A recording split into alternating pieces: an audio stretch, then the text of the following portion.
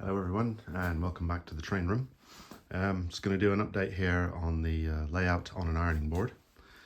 As you can see, I've got the track laid and I've got a train on there, and towards the end of this video I'll get it running. But if you remember from the last one, I was hoping to use my GP7, and it does run.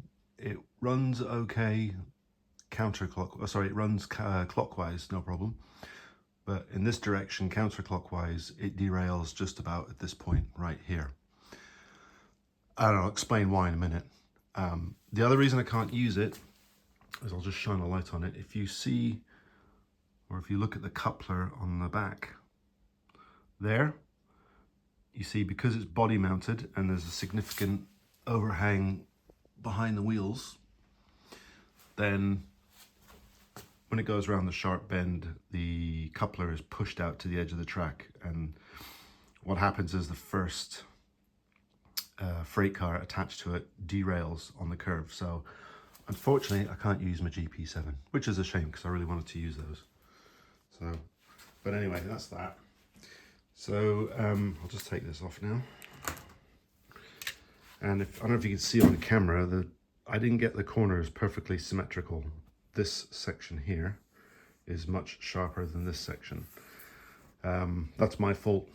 I did things in a bit of a rush, like I do, and that's why it doesn't work on the GP7. I think had I done this in Kato or Pico set track, if the radius is correct, then it would have been fine. But because I've used Flex Track and I had to pin it and glue it, it was quite a to-do actually. It took me quite a long time to do it, and actually I'm still, as you can see in the picture, I'm still gluing down the sidings and the track base for the siding. So, but I'm getting there.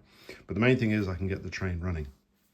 So the reason the F3, this is a Kato F3, and similar Kato locomotives will be the same. This works fine because, I don't know if you can see in the picture, but the coupler is mounted to the rear trucks, and so they tend to stay on the center line of the track, which doesn't pull the first freight car off as it goes around the bend. So that's where we are with that one. I've got it wired up to here just for now. And as I said before, I'm going to build a box at the back here.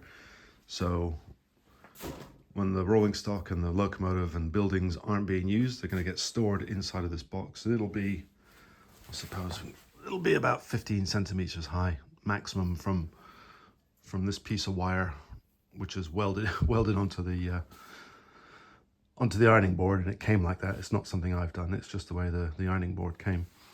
So I'll be able to fit everything in there. I've also ordered the PWM controller, a little speed control, which is speed and direction.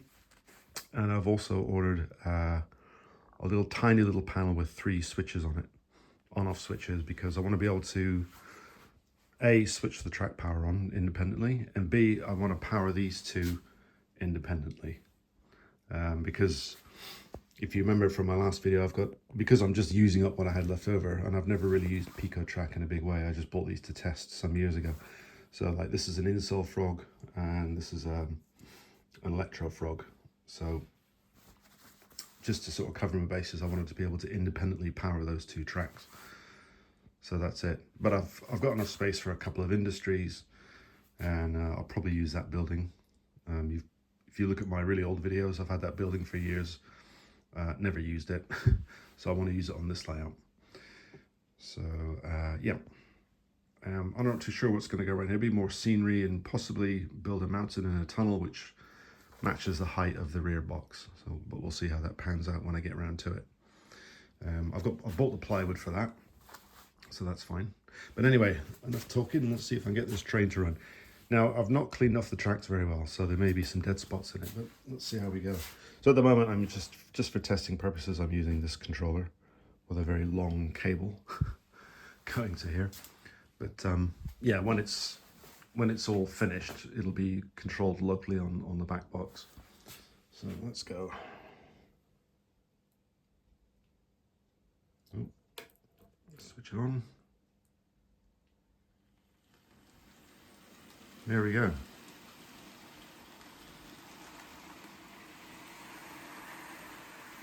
So as you can see, it runs okay. I've managed to use the 40-foot box cars. I don't need to use the 36-footers.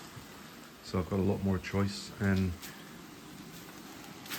just today I tested, and you can see it's working. I even managed to use an Atlas piggyback freight car, because everybody loves a piggyback, right?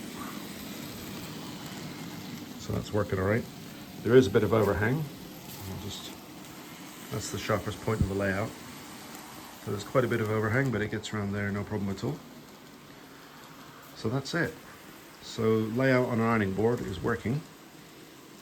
I just need to finish it off now.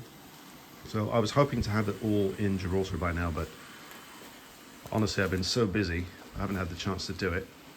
And also we're changing a few things, so we're changing the apartment round, and there's a lot of stuff in that spare room at the moment, so there's really no room to put this. But ultimately, this little layout, along with, you can't see it very well, but that's green and brown. That is a 60 centimetre by 120 centimetre double deck layout. That's going in Gibraltar as well, so I'll have the two to mess around with, and both in N scale. So that's it, really. So I'll shut up now, and you can watch the train go around a few times, and I'll say thank you very much for watching. You guys have a great weekend.